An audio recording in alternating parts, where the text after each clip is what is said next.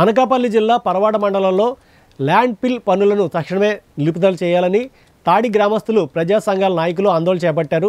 తాడి గ్రామానికి అతి సమీపంలో గల సర్వే నెంబర్ 116లో రామ్కీ యాజమాన్యం అక్రమంగా ప్రారంభించిన ల్యాండ్ ఫిల్లింగ్ పనులను తక్షణమే నిలుపుదల చేయాలని, లేని పక్షంలో రామ్కీ యాజమాన్యం తీవ్ర పరిణామాలు ఎదుర్కోవాల్సి వస్తుందని ఫార్మసిటీ పరిసర గ్రామస్తులు మరియు ప్రజా సంఘాల నేతలు గురువారం రామ్కీ యాజమాన్యానికి తీవ్రంగా హెచ్చరించారు. ఈ సందర్భంగా గ్రామస్తులు మాట్లాడుతూ సర్వే నెంబర్ 116లో తమ స్వార్జితమైన స్థలం ఉందని, దానికి సంబంధించిన అన్ని దస్తావేజులు తమ వద్ద ఉన్నాయని, నేడు దౌర్జన్యంగా రామ్కీ యాజమాన్యం గుట్టు చప్పుడు కాకుండా ఆ ల్యాండ్ ఫిల్లింగ్ పనులు చేపడుతోందని, కావున తక్షణం రామ్కీ యాజమాన్యం ఈ దుర్మార్గపరమైనటువంటి చర్యలు మానుకోవాలని, లేదంటే తీవ్రమైన పరిణామాలను ఎదుర్కోవాల్సి ఉంటుందని వారు హెచ్చరించారు.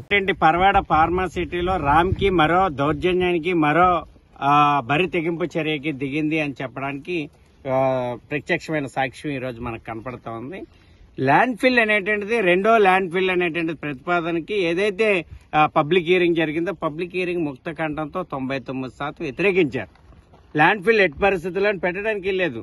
ఈ ల్యాండ్ ఫిల్ పెట్టే ప్రతిపాదన పూర్తిగా వెనక్కి తీసుకోవాలని, దీనివల్ల మరింత కాలుష్యం ఎదజల్లబడుతుందని, తాడి ప్రజల మీద తీవ్రమైన కాలుష్యం ఎదజల్లబడుతుందని ఇప్పటికే 130/2023, 141/2024 అనేటువంటి దాంతో SZ అనేటువంటి దాంతో నేషనల్ గ్రీన్ ట్రిబ్యునల్లో కేసు నడుస్తా ఉంది.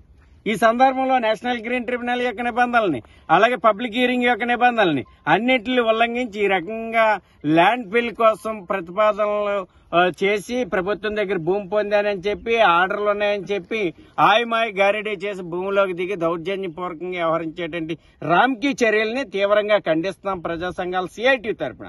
మరోవైపు రాష్ట్ర ప్రభుత్వాన్ని నేను ఈ సందర్భంగా ప్రశ్నిస్తున్నాను. ఎమ్మెల్యే గారు, మీ వైఖరి ఏంటి?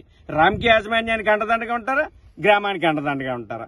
రాష్ట్ర ప్రభుత్వం రామ్కీ యాజమాన్యానికి అండగా ఉంటుందా, లేకపోతే ప్రజలకు అండగా ఉంటారు? మీ వైఖరి కూడా చెప్పండి. ఆ రకంగా కాకుండా మీరు దాగుడు మూతల వైఖరి, లేకపోతే తత్సంహరణ చేసే వైఖరి, లేకపోతే యాజమాన్యాలకి వత్తసు పలికే వైఖరి, యాజమాన్యాలకు అడుగులకు మడుగులు ఎత్తే వైఖరి వ్యవహరించడం వల్లే తీవ్రమైన కాలుష్యంతో చుట్టూ ఉన్న ప్రజలు అల్లాడుతున్నారు.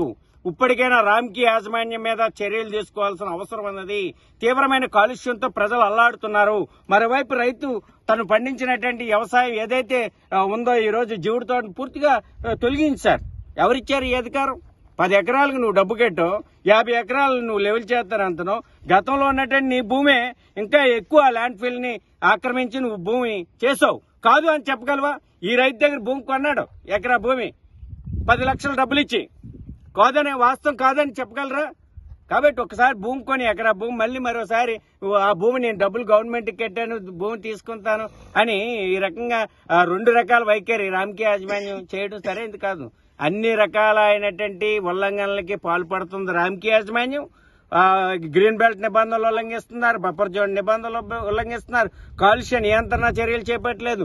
మరోవైపు ల్యాండ్ ఫిల్ ప్రతిపాదనల్ని తీవ్రంగా గ్రామ సభ వ్యతిరేకించినా మళ్ళీ నువ్వు రుద్దాలని ప్రయత్నం చేయడం, ఎవరు అండదండ చూసుకొని ఈ రకంగా ప్రజల మీద కాలుష్యాన్ని మరో కుంపటిని పెట్టాలని ప్రయత్నం చేస్తుంది ప్రభుత్వం.